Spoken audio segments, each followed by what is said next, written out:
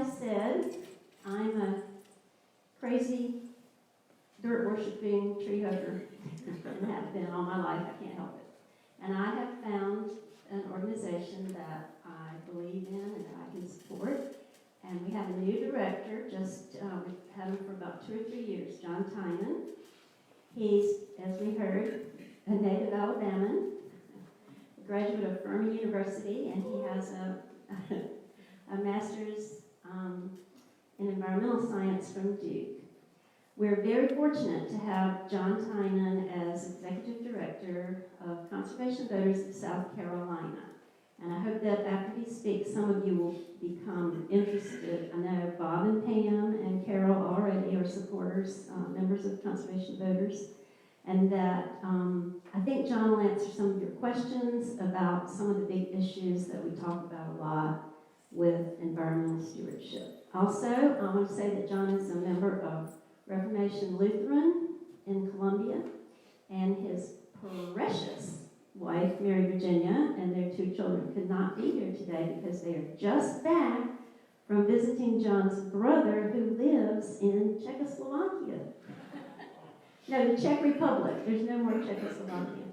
So, let's give our attention to and let's welcome my friend and a giant in the field, John Tynan.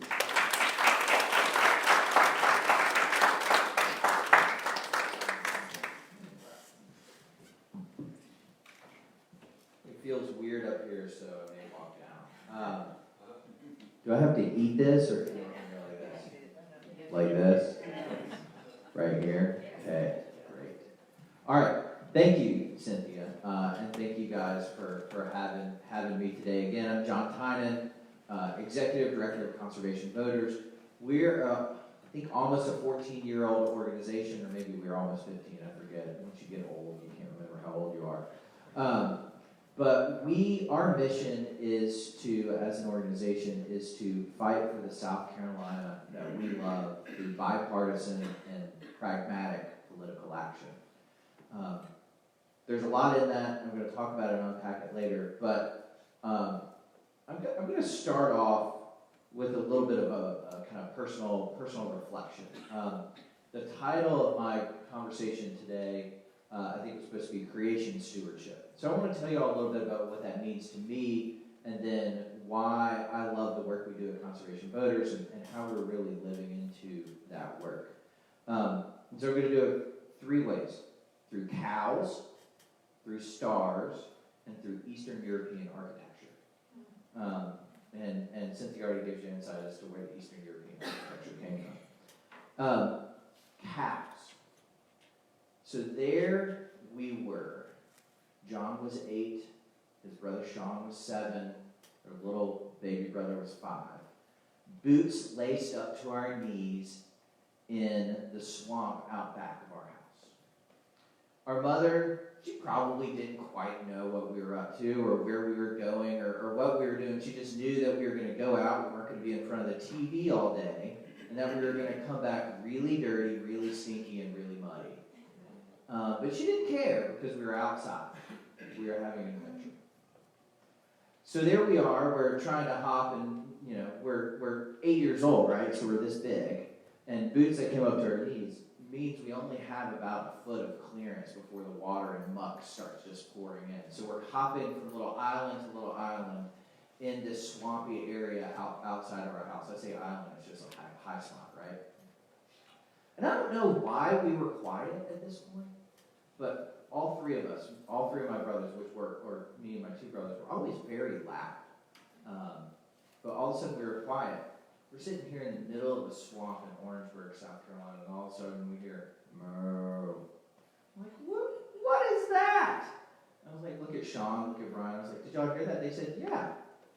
We're sitting here in the middle of the woods. There's a shopping mall probably 400 yards away.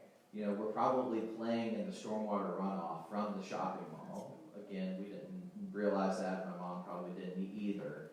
But we're sitting here in the middle of this swamp, and we hear a cow. At least we thought we heard a cow. Who knows what it is? But for this day, those are still referred to for us as the cow woods out back of our house.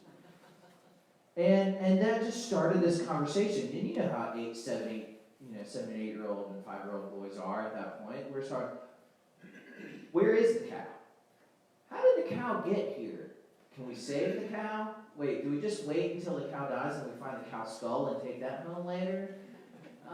We're having all of these discussions and all these things, and so we spend the whole rest of the day searching the cow woods for this cow. We never find the cow, mind you, and because it was probably not actually a cow. But we spent the entire day searching for the cow. We go back day after day after day, weekend after weekend after weekend, summer day after summer day after summer day, boots laced up to our knees, hiking through the water, not telling our mom how many snakes we saw that day, looking for this cow and exploring the cow woods out back of our house. Fast forward. John's now 16, 17 years old, and I'm an angsty teenager, right? We all have stuff we have to figure out, lives we have to unsort and unpack. And I spent a lot of my time at summer camp. And I spend a lot of my time outdoors. And, at this point in my life, there's been a lot of stuff that's happened. My father passed away when I was 9, so not too far after we were hooked around in the cow woods. And it's when I was outside, when I was sitting by those campfires, when I was sitting on the docks, sitting on the lake, looking at the stars. This is when the stars come in. It was those places when I first finally started feeling at peace, when I could ask myself a lot of questions of what the heck is going on in life? Why am I here? What am I doing? And realizing, that there's such a greatness of bigger than and beyond and around me, was when I was sitting outside looking at the stars. And then the third thing that I want to talk about, and I'm going to tell you why I'm talking about all these random disconnected things. So cows, stars, and Eastern European architecture. So I drug my 8-year-old son, my 4-year-old daughter, and my wife on airplanes, trains, buses, automobiles, and I think that's about it. Probably and bicycles. Through Eastern Europe, seeing my brother, we went to Austria, we went to Hungary, we were in Czech Republic, and we spent the entire time looking at ancient, I call them ancient, they're 5+ hundred years old, ancient buildings, ancient architecture, all these things that have been around for centuries. By the time we're done, my kids just look and they're like, yeah, another old building, let's keep walking. But they don't quite get it.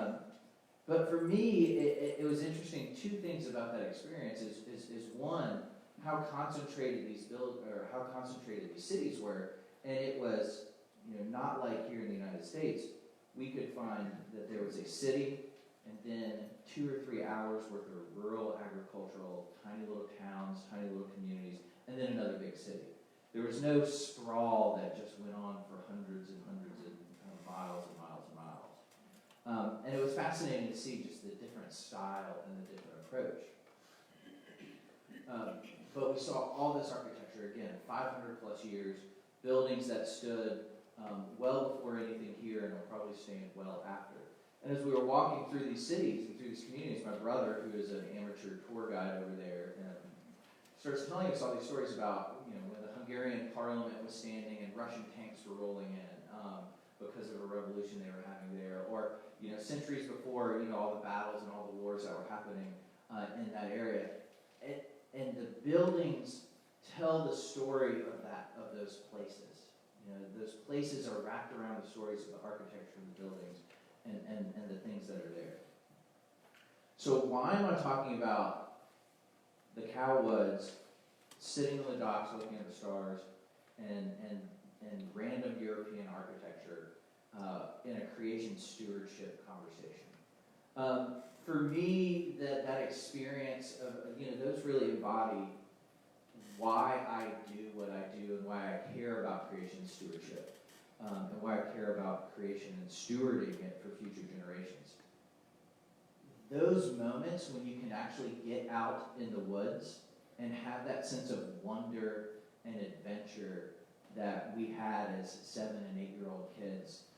We were probably a quarter mile less from our house, a quarter mile less from civilization, but we felt like we were in some far-off land in some far-off universe.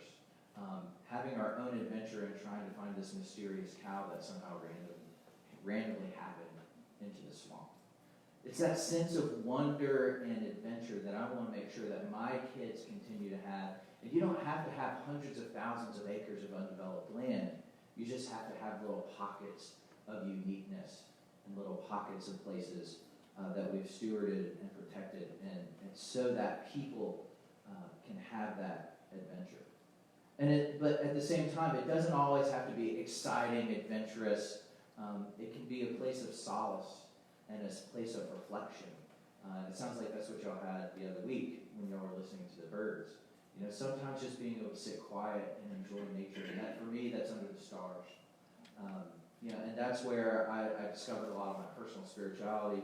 It's where I discovered a lot about ourselves. And so, you know, having those places that you can both have adventure, but also having those places where you can sit quietly and reflect and have the stars in the sky that you can see that aren't polluted by lights of a city, that you can just sit there and enjoy. And the Eastern European architecture, to me, it's really interesting. There's both the story around the places, you know, just like those squares and those buildings all have the stories around them. We have those same stories here in the United States, but not just around architecture, but around places. Think of what happened at the Grand Canyon. You know, think of the story that tells not just about our country, but about our planet and about how it's changed over time. Think of what's happened at, down in the Everglades and how that has changed. Think of, you know, the new Reconstruction era National Monument or National Park that we have down in the Beaufort area, and all of the activities that happen under those trees, and how it's played important pieces in our nation's history. But the other thing that struck me as we were going around Europe and looking at all of this architecture is we were over there at the same time that the Notre Dame fire occurred. And so it was striking to me to think about how a building or a place can be around for centuries, and you do so much, you fight for so long, you raise so much money, you do all the things you're supposed to do to protect it. And you have to fight battle after battle. You have to fight off rot. You have to fight off wars. You have to fight off fires. You have to fight off, you know, insects, thieves, whatever, to protect that place. But all it takes is one time when you don't succeed, and it's lost forever. And it's not just buildings that are like that. It's our entire natural world. You know, these places. You know, I always say in the conservation movement that the fights we're fighting, they're perpetual battles. Because once something's developed and once it's gone, you can't put it back the way it was. You know, so no matter how many times we have to educate folks, no matter how many times we have to win a policy victory, no matter how many elections we win, policies we pass, acres we protect, we always have to stay vigilant. And we always have to keep fighting, because whether it's climate change or acid rain or floods or hurricanes, there's going to be more and more threats to these places that give us that sense of wonder, that provide those places of solace and reflection, and that tell the stories of our communities. So that's why I do what I do, and why it's important to me. What I love most about the work at Conservation Voters, though, is we work at the intersection of people and these ideals. Inherent in our name, Conservation Voters of South Carolina, is the fact that people have to be actively involved in these efforts to protect these adventurous places and these reflective places and these places that tell stories. And without that, you know, it's just a building sitting empty, or it's a piece of land that nobody gets to see or experience, or wildlife that, you know, is out there roaming, but we don't really ever know where it is or what it does. The kind of the whole, if a tree falls in the woods and nobody's around, does it really even matter? Do we even hear it? You know, that's why people are important and critical to this fight, and why I love the work that I do at Conservation Voters, because our job is to share the stories about the sense of adventure in places in the natural world, the sense of reflection, the stories that we can tell, and make sure that folks can connect to the natural environment, to conservation issues in their own personal way, but then charge them, as Cynthia said, to get active and to get involved, because we collectively as individuals, we can do so much, but when we work together, we can change the conversation at a state level, we can change the conversation at a national level, and we can change the policies and procedures that can set our entire country and our entire state on a pathway to protect these things that we all hold so dear. You cannot, we're talking about creation stewardship today. You can't steward creation unless you have someone actually stewarding it. And so that's kind of where the voters come into this conservation work. Our fundamental civic role and civic duty is to vote. That's why we make endorsements. That's why at Conservation Voters, that's why we spend so much time educating and reaching out to citizens across the state and let them know what's happening and how they can get involved. So, Cynthia asked me to not just kind of talk about these philosophical ideas of what is creation stewardship, but also to talk about what are the issues that we're dealing with now, that we need voices and passion and energy from folks like y'all involved in the conversation. Well, we have 6 legislative days left in South Carolina before the decision makers go home for another 6 months. So I sometimes say we have 6 days until the crazy people leave Columbia, which students and politicians leave at the same time, so Columbia becomes a much better place to live after the middle of May. But for those last 6 days of legislative session, we have been hard at work raising the profile of clean energy across South Carolina, and working to pass comprehensive clean energy legislation that will reduce emissions and begin to address climate impacts in the state. But at the same time, will also grow clean energy jobs across South Carolina. And thirdly, it will help reduce power bills for all citizens across our state. So between reducing emissions, creating jobs, and lowering power bills, you can't really go wrong on these issues. But yet, we still continue to have questions, still continue to have opposition in the legislature. But we've been working with a large coalition of partners to basically push some of the most comprehensive and forward-looking clean energy policy in the state that would open up our energy marketplace to competition, allow clean energy to be put on the grid in record numbers, and achieve all those goals that we've talked about. This bill, the one bill that we're working on that, is sitting on the floor of the Senate. It's got about one last hurdle to get over before it goes to the governor's desk, and hopefully we can celebrate victory in the next 6 legislative days and say that we've changed our energy marketplace for the better in South Carolina. On the other end, that's the proactive. I always like giving folks to say something to say yes to, because it's a lot more fun saying yes than saying, no, don't do that. I know that as a parent, that I would much more rather say, yes, good job, way to go, rather than say, stop doing that, because I have to say the stop thing like 15 times. On the stop side, though, offshore drilling, I know, especially in our coastal regions, is something that we're all cognizant and paying attention to, and to some extent worried about. Well, a couple things have happened in offshore drilling in recent days. One is 2 weeks ago, the South Carolina Senate, in an overwhelming bipartisan vote, I think it was 40-4, passed a provision in the budget that basically would stop any onshore infrastructure. So refineries, pipelines, trucking, rail, anything that's going to be necessary in order to transport offshore oil into the inland, a proviso in the budget stopped that from occurring. Yes. And that was a huge victory. And I like to say that in part because of that victory, this overwhelming bipartisan defeat of offshore drilling, and the fact that our governor and our attorney general and almost all of our congressional delegation has spoken out against offshore drilling, we now heard this last Thursday that the administration is indefinite, quote, indefinitely sidelining any plans to drill in the Atlantic Ocean for offshore oil.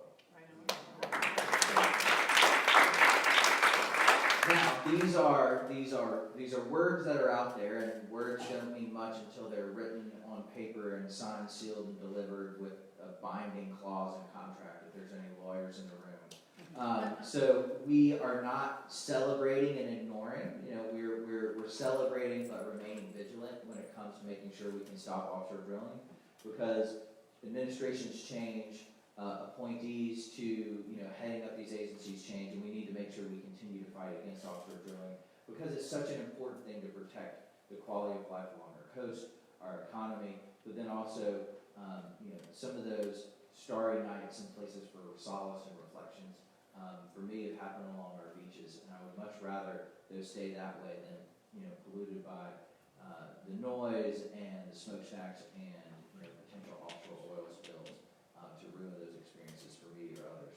And then finally, I know something that even the kids this morning flagged as an important issue that we need to keep aware of is plastics.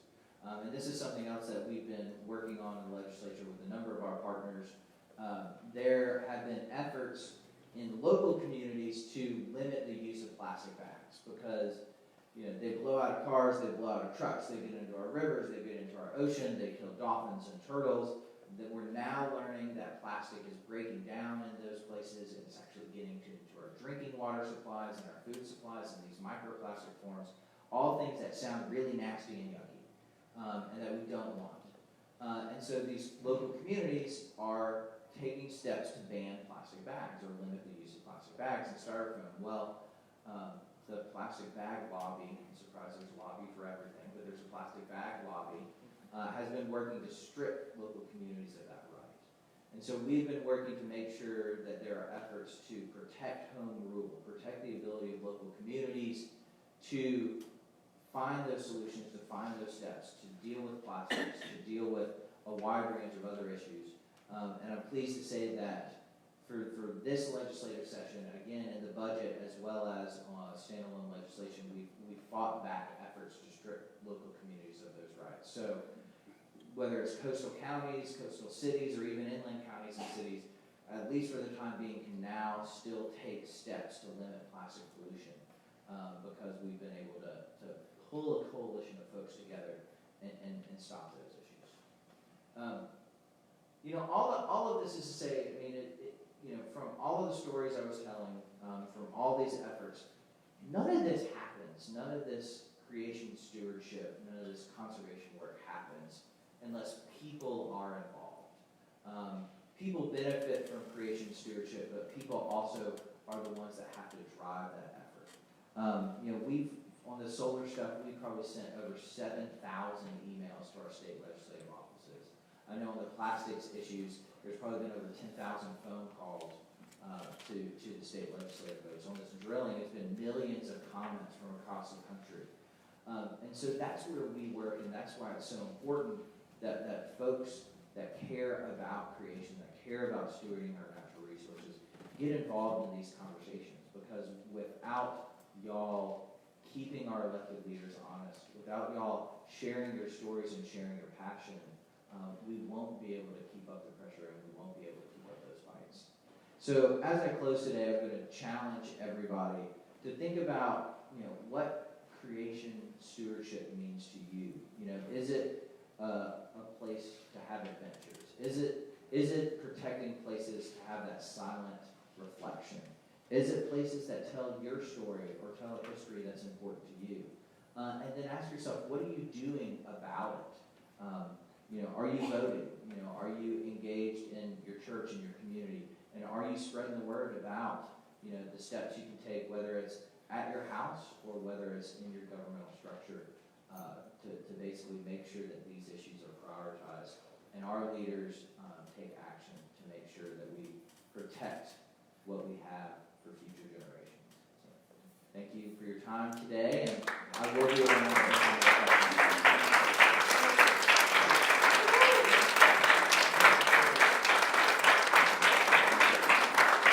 Thank you, John. Wonderful job. Oh, you got kind of a standing ovation. Yes. you here, John, and it's wonderful for all of us to be here also. But as usual, I think with this crowd, we're preaching to the choir because these are a bunch of environmental stewards here. And I hope that, as John said, we can channel our energy into the most effective